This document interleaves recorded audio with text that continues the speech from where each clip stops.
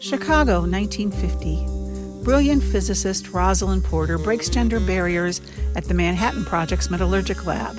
Then, in the aftermath of Hiroshima and Nagasaki, she finds herself in a web of intrigue and passion, while still dealing with guilt about her role in the production of the bomb.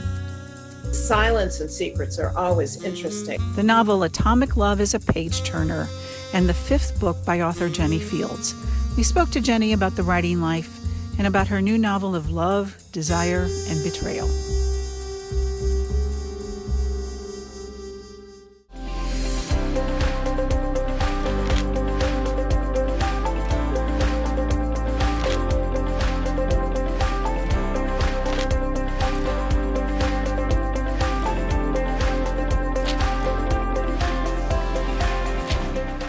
Jennie Fields, thank you so much for being with us here today to talk about your new book, Atomic Love, and congratulations on the publication of it. Thank you. So maybe we should just start with you telling us a little bit about it. It's a great title, Atomic Love, and fits the book really well. So could you just tell us a little bit about it? Yes, Atomic Love is about a woman who was a Manhattan Project physicist who helped to create the first atomic reaction, which led to the atom bomb. And when the bomb was dropped, she was absolutely devastated. Like a lot of scientists, and people don't realize this, they never really thought the bomb would be used. They thought it was going to be a deterrent, that it would be a bargaining chip. And a number of scientists even signed a petition trying to get Truman not to drop the bomb, but it never got to him because the Secretary of State didn't believe in it, so it just didn't get to him. So she was devastated when the atomic bomb dropped and so many lives had been lost, and she felt tremendous guilt. And at the same time, her lover, who was her colleague, just broke up with her and kind of disappeared, and she after that lost her job. And so it's now 1950. She's working in Marshall Field's department store in Chicago selling antique jewelry. And she's a physicist. She's approached by her old lover to see her again. He starts to call her all the time. He wants to see her. He wants to tell her something. And then she is subsequently approached by the FBI, who want her to spy on him because they think he's selling secrets to the Russians, atomic secrets. Your main character of Rosalind is a really interesting person. In 1950, to be a scientist, and before that, even in the late 40s, she would have been a scientist working in a very male-dominated field. How did you decide to write that kind of character? Well, I came to the book, a few things came together that made me want to write this book. One was that my mother was a scientist in the late 40s, and she gave up science to marry, which was very common then. After the war, men came back, they needed jobs, women were not encouraged to work, and she regretted that decision the rest of her life. And she lived her life as though she were a scientist, only she was mixing, cleaning chemicals, and she was like cooking as though she were a scientist.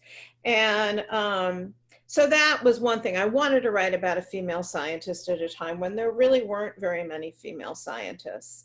And then I also wanted to write about the Manhattan Project. This came to me because my mother went to the University of Chicago, and her best friend was her cousin who worked in this Met lab, is what they called it. And she would not tell my mother anything about what she was doing. And my mother just didn't understand why this was so secretive. And she didn't find out till years later that she'd been working on the Manhattan Project. I think she was a clerical worker, but it was something that they were just sworn to secrecy. And so that always fascinated me. I mean, silence and secrets are always interesting. So those two things came together, and I wanted to write about that. And I also wanted to write about Chicago. I'm from Chicago, and I love Chicago. I think it's just such a pure city, such an honest city. There's just no pretense there. And so I thought Chicago in the 1950s was so wonderfully noir, and there was a wonderful feel about it that I wanted to describe. And so this all came together, and the story came out of that. Did you have to do a lot of research? I had to read about the making of the atomic bomb. And as somebody who wasn't a scientist, it took a while for me to kind of absorb how the whole, first atomic reaction was created and all of that. It was very interesting. So I read a lot about that. I read a memoir by a woman named Leona Woods, who was the only female scientist on that project, the only female physicist. And she was just like Rosalind, young. She was a mentee of Enrico Fermi. She was very well thought of, but she was the only woman, and she was the youngest member of the team, which I just loved that. And so I read her memoirs so I could get a feel of what it was like for her there. And I read a lot of books about atomic spies because very interestingly, some atomic spies never were captured in their lifetimes, but we now know they were definitely atomic spies. They even knew it back then, but they couldn't do anything about it because there was something called the Venona Project. They were sending messages to each other, and they cracked the code and understood what they were saying to each other, but they couldn't use it because they needed to have that access to Russia and to what was going on there for years. And so it wasn't until 1995 when all of this was declassified and published. And so there were some spies that definitely were sharing secrets that nobody knew were at the time from Chicago, a number of them, 2 of them from Chicago. So that was something that was really fun to read about. Another thing I always do when I research another era is I read a lot of magazines and a lot of newspapers because they tell you so much about the attitudes of the era, the clothes and the prices and what people desired, what they wanted to be like. How the ads will tell you as much as the articles, and I always find that really interesting, having been in advertising for 32 years. Ads tell you a lot about the culture, and so I read a lot of that, and that was always really interesting. It certainly was interesting too when I read the news from those newspapers, because it's all very skewed, and it tells you what they wanted the public to know at the time. Yeah, that's really interesting, the things you find. And even it just shows up, on the page for you when you write about Chicago. It's just, you feel you're in a different time and place, which these days is a good place to be. No kidding. True. I have always been writing while I was working. And so I published my first 3 books while I was working full time and a single mom. And then I wrote The Age of Desire, which was my last book. And I sold it for enough money that I thought, you know what, I'm ready to leave New York. I'm ready to actually live with my husband.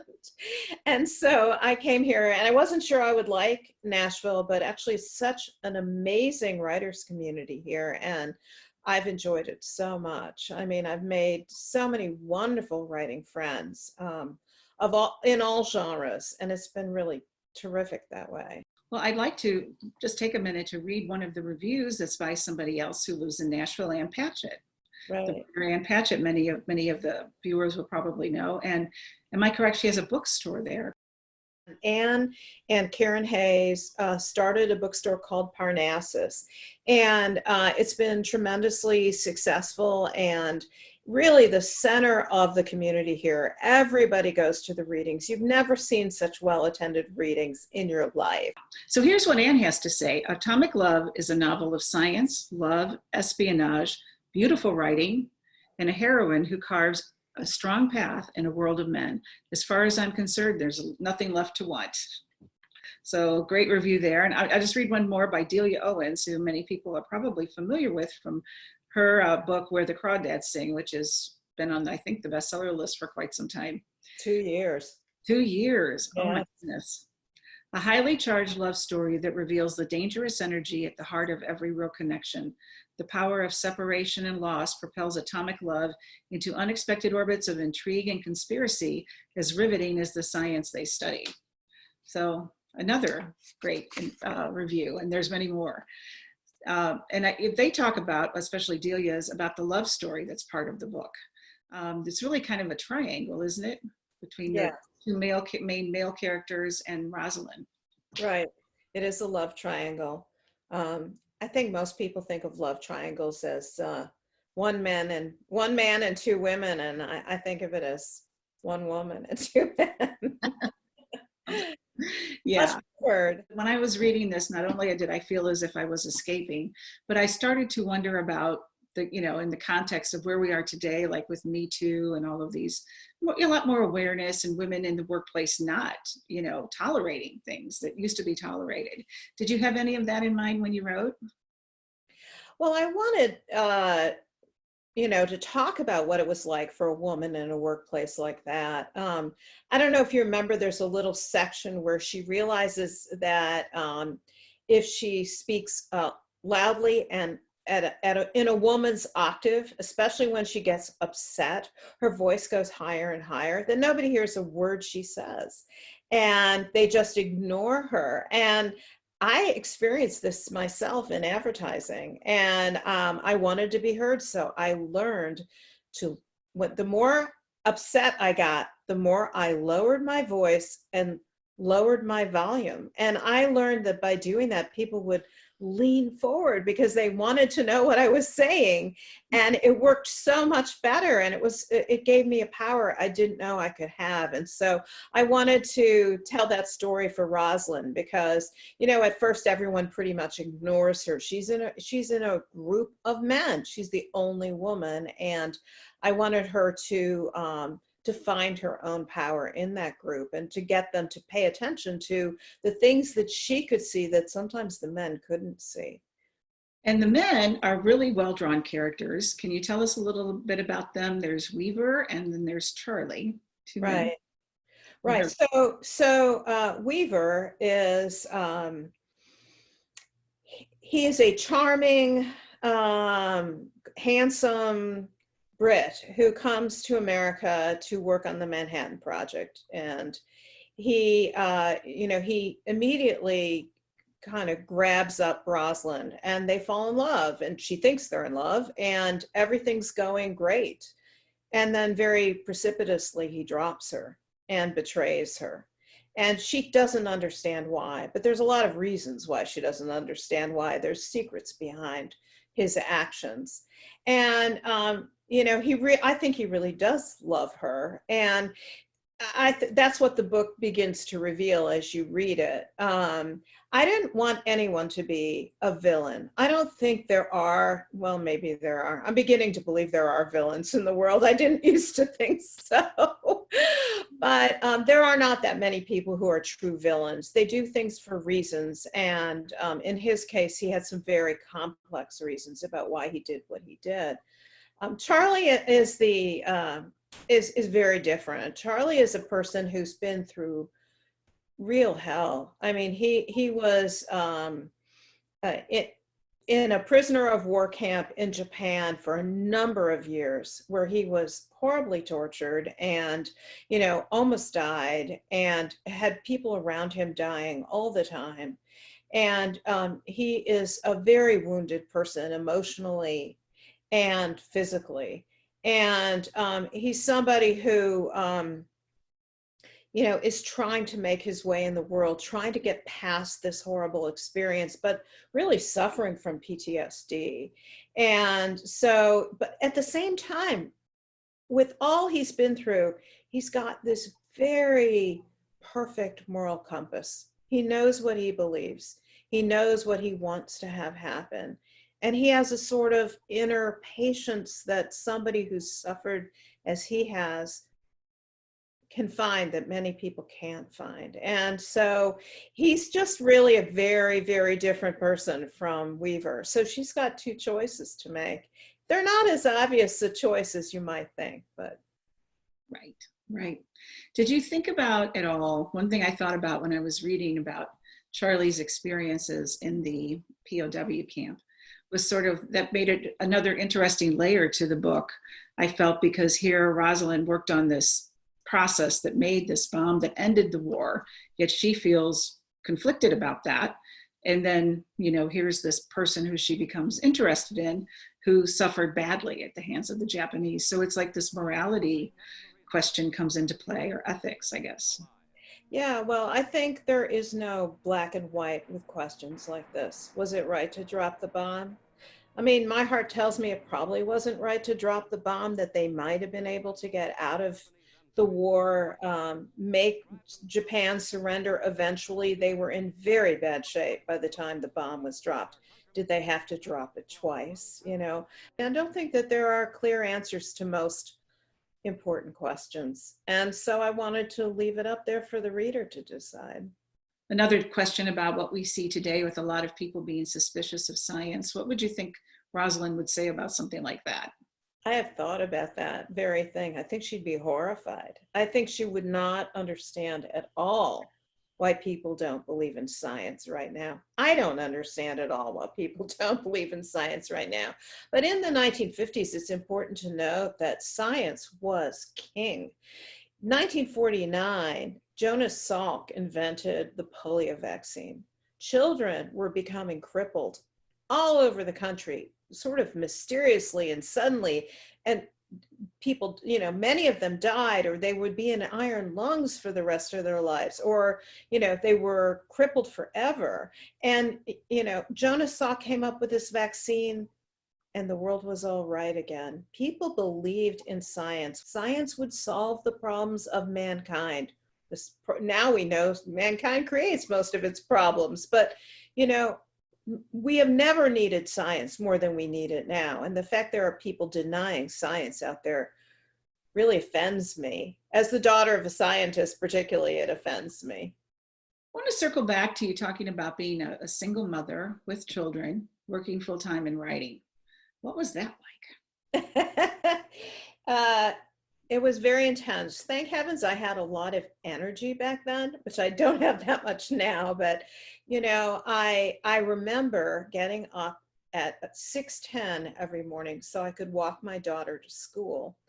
And I'm not an early bird, to say the least, but, you know, it gave me time to, you know, get her dressed, feed her, get her to school. Then I would come back, drop the dog off, and go grab a train into Manhattan, where I would be a creative director in advertising all day. And you probably know that's a pretty intense job, you know. And then I would come home. I always tried, if I could, to have dinner with my daughter. And then I would put her, you know, I'd spend time with her. I'd put her to bed. And after that, I worked out, because you have to do something that's going to keep you alive. So I worked out for an hour and 15 minutes, and then I wrote. So I usually didn't write until 10:30, 11 p.m. And I wrote till like 1. And it was the only way that I would get time to write, and it mattered to me. And I'm sure I was very slow at getting books out because of that, but at least I was writing. And that, you know, it's always been my love to write. So it pushed me forward, and it made me happy to have that time. So after I went to bed at 1:30 and then got up at 6:10, I didn't get very much sleep for a lot of years. Did you get your MFA at the Iowa writing program before that, or? Yeah, I got my MFA right after college. I went to the Iowa Writers Workshop. I went to the University of Illinois for undergrad. And so when I got into the University of Iowa Writers Workshop, I cried, because I really wanted to get out of the Midwest. I just, at the time, you know, you grow up somewhere, you've been there your whole life, you want to go somewhere else. And I got into, you know, at the time, University of Massachusetts had a great writing program, and University of New Hampshire had a great writing program. And I got accepted at those, and I was ready to go to New England. And then I got into Iowa. And if you get into Iowa, it's hard to get into Iowa. You know, it's like 30 people are accepted out of 5,000 applicants, at least at the time. And you don't say no, you just go, you know. So I cried, but I went. I'm glad I did. It's been a key to a door for me. You know, when I finished my short stories, I started by writing short stories. It helped them pay attention to read them. When I wrote my first novel and I was looking for an agent, it made an agent pay attention. Yeah. So you wrote a book about Edith Wharton. That was the one right before this one, before Atomic Love? Yes, yes, it was my last book. So I don't know if you can see it, but behind me are shelves of Edith Wharton books. I have everything she's ever written. And she continues to inspire me all the time. So I didn't know what my next book was going to be. And my agent at the time said to me, you know, Edith Wharton's your favorite writer. Why don't you write about her? And I discovered that there was this portion of her life where she had been married in this very unhappy marriage to Teddy Wharton, and they had what they called a white marriage back then, which means no sex. And she met this young journalist who was, younger than she was, and she was 45 at the time. And they had this very intense affair. And it's all very clear because she kept perfect diaries of what was going on in her life. She wrote letters to him, love letters. And sadly, which was hard for me to write about, she became like a 16-year-old in love because she'd never been in love before, really. And she'd never had this sexual awakening before. She just thought she wasn't made for such a thing. And so a lot of people think of her as this blue stocking writer, and she's going to write, she wouldn't even think about sex. But in fact, if you read The Age of Innocence, which was written after she had this affair, it changed her writing completely and made her understand desire in a way that she certainly didn't understand before. So that was a lot of fun to write. Frustrating because I didn't want to create this person who was became so starry-eyed in the face of love, but I had to be honest to who she was, and so I was. I tried to make it as close as possible to what I could find. Were you able to access a lot of her letters and writings and diaries? Oh yes, everything was kept, and a lot of it's at the WWII Library at Yale. It was a great experience to go down into the underground room there and put on the gloves and read all the letters. And amazingly, at the time when I wrote that book, this is really astonishing, but I wanted a second character besides her. And so I knew there was this woman who had been her governess and became her literary secretary. And I thought, this woman must have been very close to her, but nobody wrote about her in the biographies. In fact, some of the biographers said she was a German woman. But in fact, she was born in New York. I found that out really quickly. And so I was doing research on her. One night I couldn't sleep, and I got up and I typed her name into a search engine at 2 a.m. and found out that the next week they were auctioning off 100 and I can't remember, something like 121 letters between her and Edith Wharton. That Edith Wharton's letters to her, basically. And it was like, I just couldn't believe that this had happened. And I called Christie's and I said, I'm not expecting them to say, okay. And I said, I'm writing a book about these two women. Is there any way I could read these letters? And the guy said, sure, come on over. So I called into my office because I was still working at the time and said, I have a terrible dental problem. I'm going to the dentist. I don't know how long this is going to take. And I was gone for like 2 days while I read these letters. It was such a thrill to read these letters. And fortunately, they ended up in the WWII Library, but nobody knew where they were going to end. Did I read somewhere that you were in Paris or something when the idea came to you? I was exactly right. Yes, I was in Paris on a business trip when my agent called and said to me, and I had walked by Edith Wharton's house that very day, and just by accident, and was very excited to find it. And then that night I got this message that my agent had called, please call her back. I called her back, and that's when she said, why don't you write about Edith Wharton? So that was miraculous. That is miraculous. Yeah, sometimes there's magic, and you got to accept and enjoy the magic, for sure. and just go where it takes you. Right. Right. So since you wrote about Edith Wharton, was that easier to write about a real person versus a fictional character such as Rosalind?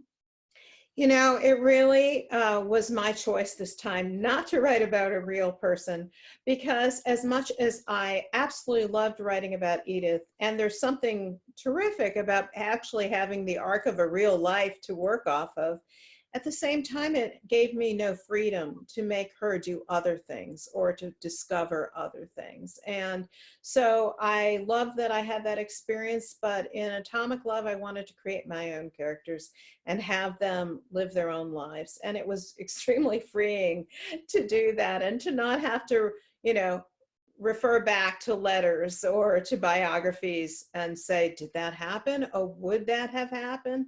I was able to allow Rosalind to be who I wanted her to be, and Charlie and Weaver as well. So you write, it seems like you write a lot of female main characters. Are most of your books with a female main protagonist?